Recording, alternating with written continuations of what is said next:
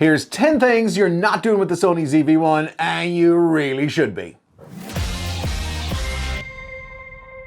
Use memory recall. If you hate digging through menus to change your shooting modes, this is most definitely for you. The memory recall mode allows you to set the camera up whatever way you want, and then using the MR mode, you can just jump to that mode. Like for me, I normally shoot in 4K, but if I want to jump into a time lapse or shoot some 120p footage, which can only be done in 1080p, then using the MR mode, I can jump to these modes at the touch of a button. Setup is very straightforward. Anyone can do it. Audio levels. You can quickly change your audio levels, and you should, because depending on the situation you're in, your audio levels might be too low, making it hard to hear, or they might be too loud, melting people's eardrums. You can have these on the FN button, so you've got easy access and you can change them quickly and on the fly. Enable the ND filter. This is a great feature, but a lot of people just never use it. On a bright day, this is a huge help to get a slower shutter speed and get more cinematic looking movement. Add it to a custom button or in the FN button so you can enable it quickly or turn it off. Clear image zoom. This is a feature that no one uses, but it allows you to zoom a little further, and the Sony ZV-1 does it digitally. I know, digital zooms are awful, but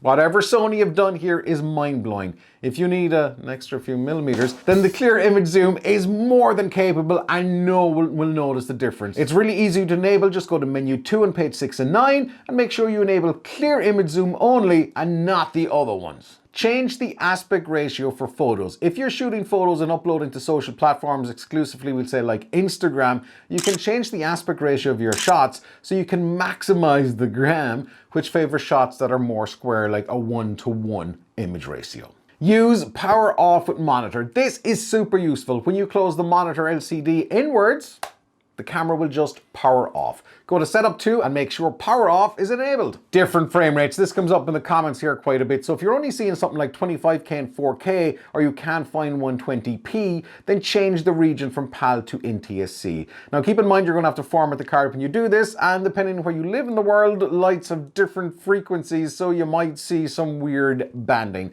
If you do, then change it back. USB power supply. Lots of people forget to do this, but if you want to power the Sony ZV-1 with a battery pack and extend the battery, then you need to make sure this is turned on. Menu setup 3, USB power supply set to on. Record lamp. I've lost count of the amount of times over the years I've wondered if I pressed record or not. Enable the record lamp, it's in movie 4, and you'll always see a red light when you're recording. Create a custom menu for things like formatting your SD card so you can quickly jump to your most used menu items. Just add item in the My Menu setting and you're good to go. Want some more tips on the Sony ZV-1? This video up here will hook you up even more. I'll see you on the next video, and until then, don't stop fighting for yourself.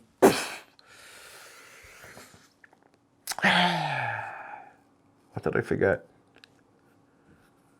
Huh? Nah. Oh, that?